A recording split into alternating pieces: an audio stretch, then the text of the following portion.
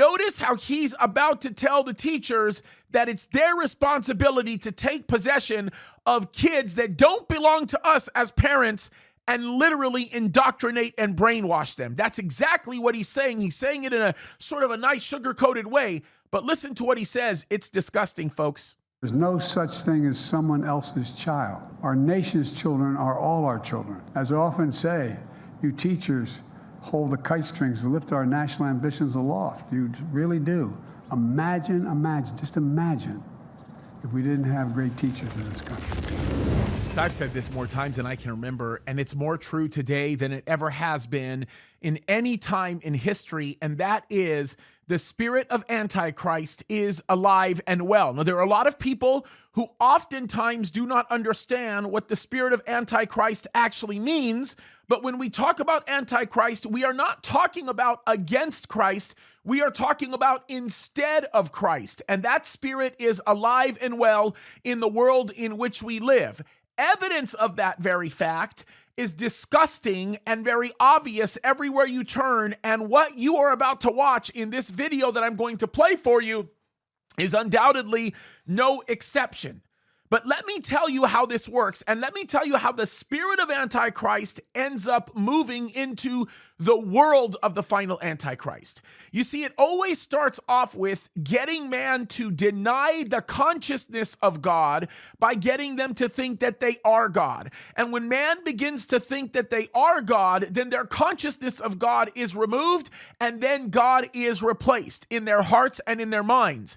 And what we are doing right now with the onset of formation mass psychosis in the United States of America is designed to do that. They want to strip you away of every single thing that gives you any type of sense of responsibility given to you by God to do the things that you are called to do, so that the more you choose to ignore those responsibilities, the more and more and more you get closer to not even thinking about God. Perhaps the greatest of those responsibilities that exist within parents is their children. And the reality of it is the love that we have for our children that motivates us to want to have a better country. It motivates us to want to live righteously. It motivates us to want to do the things that will give them a better future. But if we lose our sense of that responsibility, then everything else falls apart. Why do you think child exploitation is becoming such a big deal? Why do you think things are getting ugly? And folks, when I say ugly, I mean really ugly. Look, evidence of the fact that we are moving in that direction is right in front of our faces. Case in point, take a look at this disgusting video, and I promise you, the President of the United States is not joking, he's not lying, and notice how he's about to tell the teachers that it's their responsibility to take possession of kids that don't belong to us as parents and literally indoctrinate and brainwash them. That's exactly what he's saying. He's saying it in a sort of a nice sugar-coated way, but listen to what he says. It's disgusting, folks. There's no such thing as someone else's child. No such thing as someone else's child. Our nation's children are all our children. As I often say, you teachers hold the kite strings to lift our national ambitions aloft. You really do. Imagine, just imagine if we didn't have great teachers in this country.